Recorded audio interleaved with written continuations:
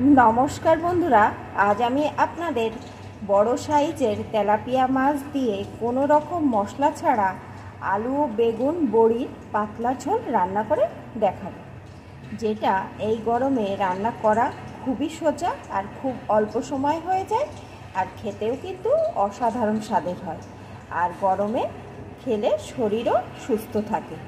তাহলে বন্ধুরা আসুন, রেসিপিটি দেখতে হলে প্লিজ একটা লাইক দিয়ে শুরু করুন।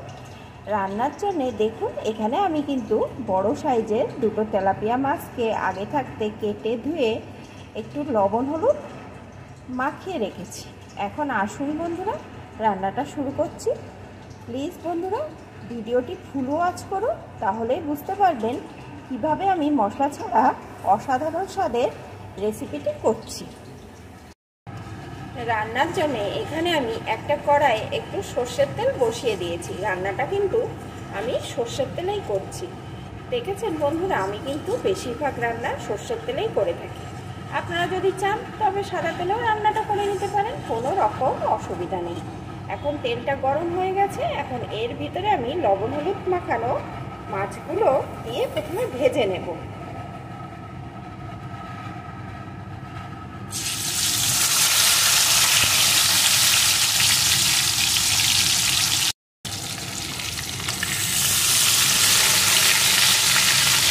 মাছগুলো যেহেতু খুব বড় সাইজের, তাহলে একটু সাবধানে উল্টে পাল্টে ভাজতে হবে। তাহলে বন্ধুরা আমি মাছগুলোকে একটু লাল লাল করে ভেজে ফিরে আসছি। মাছগুলো আমি এপিট ওপিট লাল লাল করে ভেজে নিয়েছি। এখন মাছগুলোকে আমি তুলে নেব। দেখুন বন্ধুরা, এরকম গরম গরম তেলাপিয়া মাছ খেতেও কিন্তু অসাধারণ লাগে। এখন মাছগুলোকে আমি তুলে নেব। ভাজা মাছগুলো আমি তুলে নিয়েছি। এখন এই তেলের ভিতরে দিয়ে দেব কয়েকটা বড়ি। অল্প আছে বড়িগুলো লাল লাল করে ভেজে নেব। আমি কিন্তু এখানে বিউলির ডালের বড়ি দিয়ে দিচ্ছি। বড়িগুলো আমার বাড়িতেই তৈরি করা। আপনাদের যদি বাড়িতে বড়ি না থাকে তাহলে দোকানে থেকে বড়ি কিনে এনে রান্নাটা করতে পারেন। এই বেগুন আলুতে যদি একটু বড়ি দেন তাহলে কিন্তু স্বাদটা এমনিতেই ভালো আসে। যে কোনো মুদিখানার দোকানে আপনারা এই বড়ি পেয়ে যাবেন। অল্প আছে বড়িগুলো আমি লাল লাল করে ভেজে নিয়েছি। এখন বড়িগুলোকেও আমি তুলে নেব। এখন দিয়ে দেবো একটা টুকরো করে কেটে রাখা আলু। আলুগুলোকেও আমি লাল লাল করে ভেজে নেব।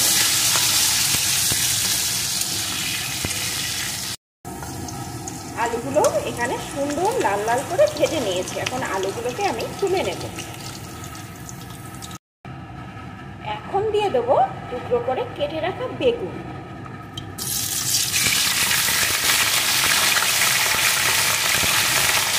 আমি এখানে কালো বেগুন দিয়ে রান্নাটা করছি, আপনারা চাইলে সাদা বেগুনও করতে পারেন। এখন বেগুনটাকে একটু এইভাবে নাড়িয়ে ভেজে নেব। খুব বেশি ভাজবো না। আর এখন কিন্তু আমি কোনো রকম লবণ হলুদ দিচ্ছি না, কারণ লবণ হলুদ দিলে বেগুনটা কিন্তু বেশি গলে যাবে। শুধুমাত্র একটু এপিট ওপিট করে ভেজে নেব। বেগুনটা আমি এপিট ওপিট করে একটু ভেজে নিয়েছি।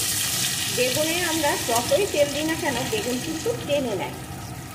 আমি তার জন্যে মিডিয়াম টু লো আছে একটু এপিট ওপিট করে ভেজে নিয়েছি। তাহলে কিন্তু বেগুনে দেখুন বন্ধুরা, যেটুকু তেল ছিল তেলটুকু কিন্তু রয়ে গেছে। আর লবণ হলুদ যেহেতু দিইনি, তাই বেগুনে কিন্তু তেল তেমনভাবে টানেনি। এখন এই ভাজা বেগুনগুলোকে আমি একটা পাত্রে নামিয়ে নেব। কড়াইতে বেগুন ভাজার পর 1 চা চামচ মতন তেল ছিল, আমি তার ভিতরে আর 1 চা চামচ মতন তেল দিয়ে দিয়েছি। এখন এই তেলটাকে গরম করে নিয়ে এর ভিতরে ফোড়নে দিয়ে দেবো একটা শুকনো লঙ্কা, একটু 5 ফোড়ন। ফোড়নটা সুন্দর করে ভেজে নেব।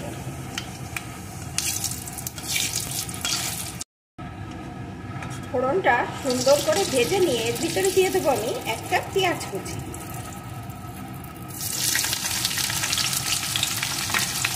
পেঁয়াজ কুচিটাও একটু ভেজে নেব। পেঁয়াজটা কিন্তু একদম খুব লাল লাল করে ভাজবো না। জাস্ট সামান্য একটু কালারটা চেঞ্জ করে ভেজে নেব।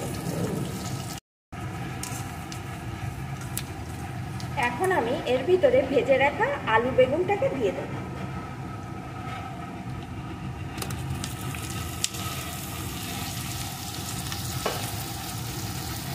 আলু বেগুনটাও পেঁয়াজের সাথে একটু নেড়ে নেব। আলু বেগুনটাও আমি একটু নেড়ে নিয়েছি। এখন এর ভিতরে দিয়ে দেবো আমি পরিমাণ মতো জল।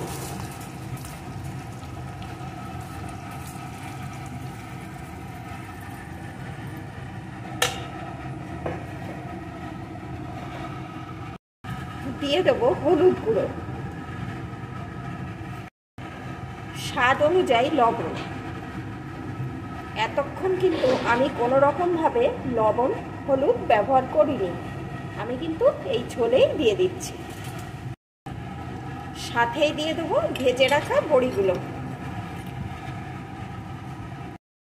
দিয়ে দেবো কয়েকটা চেরা কাঁচা লঙ্কা। এখন বেশ কিছুক্ষণ ফুটিয়ে নেব।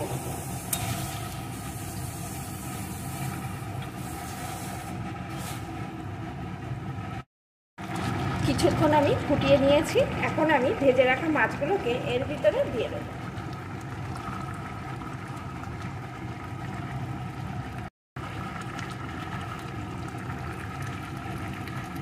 আরো 2 মিনিট আমি ফুটিয়ে নেব। ভাজা মাছগুলো দিয়েও আমি 2 মিনিট ফুটিয়ে নিয়েছি। এখন কিন্তু আমার তরকারিটা একদম রেডি। বন্ধুরা, আপনারা যদি এইভাবে রান্না করেন তাহলে দেখবেন কত সুন্দর খেতে লাগছে। আর গরমে রান্না করতেও আপনাদের কষ্ট হচ্ছে না, বেশি সময় লাগছে না, আর কোনো রকম মশলাপাতি করারও ঝামেলা নেই। আর খেতেও কিন্তু অসাধারণ লাগে, আর খেয়ে শরীর স্বাস্থ্যও ভালো থাকে।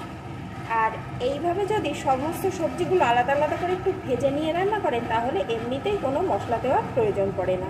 আর আমি এটা তেলাপিয়া মাছ দিয়ে রান্না করলাম, আপনারা চাইলে যে কোনো মাছ দিয়ে এইভাবে রান্নাটা করে নিতে পারেন। এখন এটা আমার রেডি, আমি নামিয়ে নেব। তাহলে বন্ধুরা, আমার রেসিপিটি আপনাদের যদি ভালো লাগে কমেন্ট করে জানাবেন, আর অবশ্যই কিন্তু একটা লাইক করে দেবেন। এখন এটাকে আমি নামিয়ে নেব।